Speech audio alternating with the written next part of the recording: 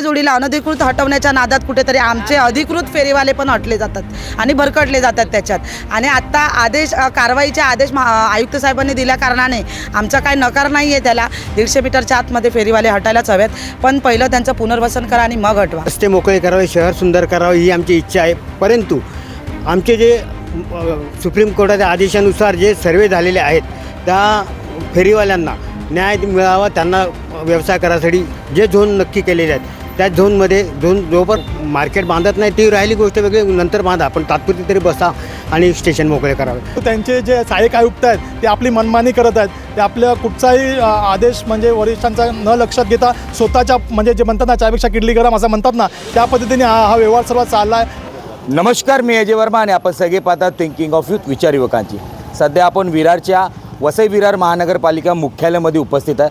आपण बघू शकता आपल्या पाठीमागे तमाम इकडचे वसई विरार जे फेरी विक्रेता, जे रोजगार जे काम करणारे लोक आहे, त्यांचा विषय आहे का ज्या प्रकारे आता फेरीवालाचा निवडणूक झाली होती त्यानंतर पॅनल घोषित करण्यात आला होता आणि पॅनलमध्ये 4 उमेदवार विजयी झाले होते. पण त्यानंतर फेरीवाल्यांचं काय झालं, ज्या प्रकारे आता कोर्टाचा निर्देश आहे का 150 स्टेशन परिसराचे 150 मीटर अंतरावर जे पण फेरीवाले झोन आहे त्यांना निष्कासित करण्यात येणार आहे, तो परिसर साफ करण्यात येणार आहे. त्या संदर्भात आज फेरीवाले लोकांनी आज महापालिकेत भेट दिली होती.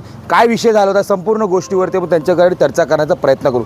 सध्या आपल्याबरोबर रुपाली पवार आहे, हे पण विजयी झाले होते. काय सांगणार ताई इकडे आलेले, काय विषय होता, नेमकं काय प्रकरण आहे? जो हायकोर्टाचा आदेश आहे रेल्वे स्टेशनपासून 150 मीटरच्या आतमध्ये एकही फेरीवाला बसता कामा नाही.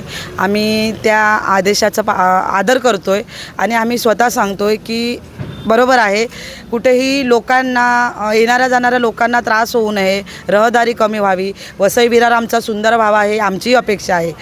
पण कुठेतरी फेरीवाल्यांना म्हणजे आत्ता आयुक्त साहेबांनी ऑर्डर दिलेली आहे की 150 मीटरच्या आतमधल्या फेरीवाल्यांना हटवायचं आहे.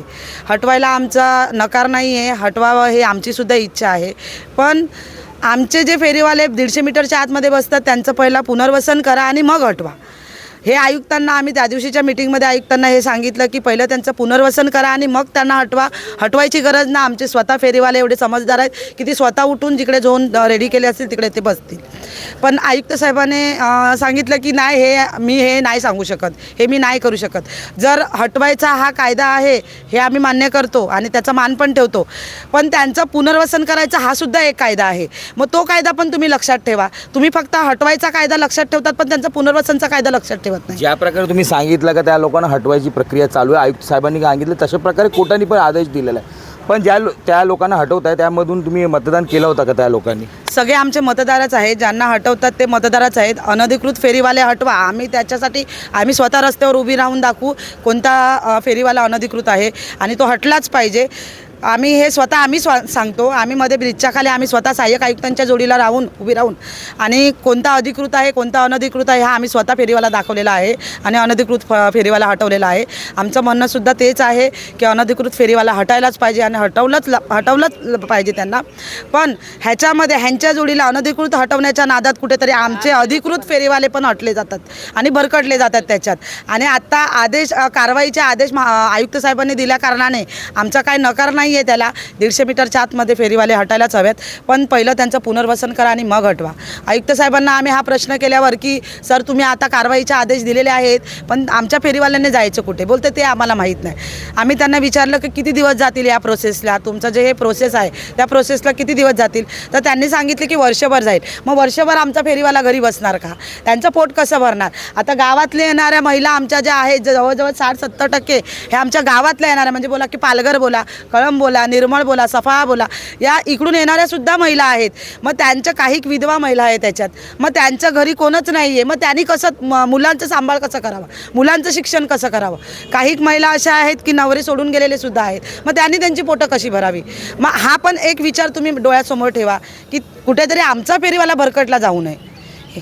बघितलं ज्या प्रकारे लोकांचं म्हणणं आहे का फेरीवाल्याला हटवायचं आहे, त्यांचा हस्तक्षेप नाही आहे. ज्या प्रकारे कारवाई होते, कोर्टाचा आदेश आहे, त्याला नक्कीच हटवा. पण त्यांचं ज्यांनी मतदान केलं होतं त्यांचं पुनर्वसन कशा प्रकारे करणार तेही मोठी मागणी आता करत आहे. आता आपल्याबरोबर म्हात्रेजी आहे. म्हात्रेजी काय सांगणार, ज्या प्रकारे पूर्ण पॅनल अजूनपर्यंत कंप्लीट नाही झाला आपला फेरीवाल्याचा, 3 लोकांचा अजी म्हणजे त्यामध्ये समावेश होणार आहे, त्या हिशोबाने आपण पुढे वाटचाली करू शकतो, काय म्हणणार? ती प्रोसिजर पुढली राहिली. सर्वप्रथम माननीय सुप्रीम कोर्टाने आदेश दिला होता की फेरीवाल्यांचं सर्वेक्षण करा. 2015 सालीच फेरीवाल्यांचं सर्वेक्षण केलं आणि त्याच्यामध्ये अधिकृत फेरीवाले म्हणून त्यांनी जाहीर केलं. आज आयुक्त सांगतात की आम्हाला हायकोर्टाचा आदेश आहे की फेरीवाल्यांना 150 मीटर बाहेर काढा. 150 मीटर बाहेर काढायसाठी आमचा काही विरोध नाही. रस्ते मोकळे करावे, शहर सुंदर करावे ही आमची इच्छा आहे. परंतु आमचे जे सुप्रीम कोर्टाच्या आदेशानुसार जे सर्वे झालेले आहेत त्या फेरीवाल्यांना न्याय मिळावा, त्यांना व्यवसाय करायसाठी जे झोन नक्की केलेले आहेत त्या झोनमध्ये झोन तुम्ही मार्केट बांधत नाही ती राहिली गोष्ट वेगळी, नंतर बांधा, पण तात्पुरती तरी बसा आणि स्टेशन मोकळे करावे. पण स्थानिक भूमिपुत्र आहेत किंवा जो देशाचा नागरिक आहे कुठलाही UP वरून येऊन आपल्या इकडे धंदा करतो, देशाचा नागरिक आहे त्यांनी करावा आणि त्यांनी कुठेही धंदा करावा असा आपला देशाचं आपलं राजपत्र आहे. त्यामुळे आमच्या फेरीवाल्यांना न्याय द्यावा आणि रस्ते पण मोकळे करावे ही आमची इच्छा. पण फेरीवाल्यांना विचार झालाच पाहिजे काही करून, त्याशिवाय आम्ही रस्ते मोकळे करणार नाही.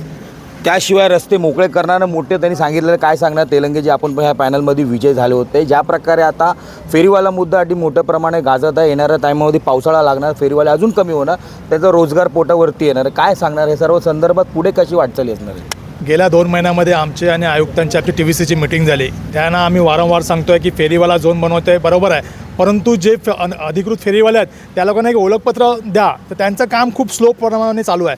आम्ही सांगितलं फेरीवाला झोन, आता तुमचा जर हायकोर्टाचा निर्णय आहे तो आम्हाला मान्य आहे, परंतु जिथे जी फेरीवाले बसलेले आहेत तेवढं 30-35 वर्षापासून ती महिला जी व्यवसाय करते, आपला रोजगार पोटासाठी चालते आणि त्यांना तरी जागा द्या. तर त्यांचं काम खूप प्रमाणात स्लो आहे. कारण ओळखपत्र दिल्याशिवाय माहीत नाही पडणार की अधिकृत फेरीवाले कोण आहेत आणि अनधिकृत फेरीवाले कोण आहेत. तर त्यांचं करतो म्हणून असंच चाललेलं आहे. आमची समिती गठीत होण्यासाठी आम्ही 15 दिवसांनी लगेच सांगितलं की तुम्ही एक आदेश काढा की बाबा पेपर जाहिरात द्या, परंतु यांचं काम एकदम स्लो पद्धतीने चालू आहे. आणि आम्ही आता मध्ये आमची 2 दिवसा अगोदर TVCची मीटिंग झाली आयुक्त साहेबांसोबत. त्या आयुक्त साहेबांना आम्ही सर्वच सांगितलं की पहिला जोपर्यंत तुम्ही लोकांचं पुनर्वसन करत नाही तोपर्यंत तुम्हाला जसं तुमच्याकडे नियम आहेत तसं आमच्याकडे पण म्हणजे आमचे जे फेरीवाले जे 2014पासून जे कायदा निघाला त्यामध्ये पण असं की तुम्ही जोपर्यंत त्या लोकांना पुनर्वसन करत नाहीत तोपर्यंत तुम्हाला तिकडे हे करता येत नाही. परंतु त्यांचे जे सहाय्यक आयुक्त आहेत ते आपली मनमानी करत आहेत. ते आपल्या कुठचाही आदेश म्हणजे वरिष्ठांचा न लक्षात घेता स्वतःच्या म्हणजे जे म्हणतात ना चायपेक्षा किडली गरम असं म्हणतात ना त्या पद्धतीने हा व्यवहार सर्व चालला आहे. आणि हा कायदा जो आहे तो फेरीवाल्यांचा जो आहे की जोपर्यंत पुनर्वसन होत नाही तोपर्यंत कारवाई करता येत नाही. तर हा आदेश आम्ही आयुक्तांना वारंवार सांगतो आहे की तुम्ही पहिले ओळखपत्र द्या. ओळखपत्र दिल्याशिवाय तुम्ही 150 मीटरचा परिसर खाली करू नये. नंतरला तुम्ही जे अनधिकृत आहेत, कारण काय झालं आहे की 30% अधिकृत आहेत तर 70% तिथे हे झाले आहे. तर लोकांचा त्रास होतो आम्हाला मान्य आहे, परंतु जो आमचा फेरीवाला जो एवढा 30-35 वर्षापासून इथे रोजगार करतो आहे त्याच्यावरती अन्याय होऊ नये ह्यासाठी आम्ही आयुक्तांना वारंवार सूचना देतो आहे. पण आयुक्त ज्या पद्धतीने वागत आहेत ते आम्हाला मान्य नाही आहे. ज्या प्रकारे आता पॅनल घोषित करण्यात आला, तुम्हाला उमेदवार विजयी झाले, तर पॅनलचं मतलब काय राहिलं? त्या पॅनलचा मतलब कसं आहे, पुणे समिती आमची समिती गठीत झालेली नाही. त्यांचा विषय असा आहे की फेरीवाला झोन बनवावा, पण फेरीवाला झोन बनवावा हे आयुक्तांचा आदेश आहे. पण जी खालची टीम कमिटी जी त्या लोकांची जे आहेत त्या लोकांचं तेवढं काम करण्याचा उद्देश मला दिसत नाही आहे. कारण त्यांना मी सांगितलं होतं की पहिला जी अधिकृत फेरीवाले आहेत त्यांना पहिला ओळखपत्र द्या. तर ओळखपत्र द्यायला तुम्हाला 2 महिने लागत आहेत. बाकीचे जे महानगरपालिका आहे, नाशिक महानगरपालिका, पुणे महानगरपालिका, यांचं काम जोरदार चालू आहे. फेरीवाला झोन बनवा, तिकडे पहिला त्या लोकांना हे करा, नंतर जो नो झोन बनेल त्यामध्ये जर फेरीवाले बसत असतील तर तुम्ही कारवाई करा, हा नियम आहे. आणि स्टेशन पैसा खाली करा हा आदेश असला हायकोर्टाचा, तरी पण तिकडले जे फेरीवाले एवढ्या वर्षापासून धंदे करतात त्यांचं काय आहे? महिना 2 महिना त्यांचं घरदार कोण चालवणार आहे?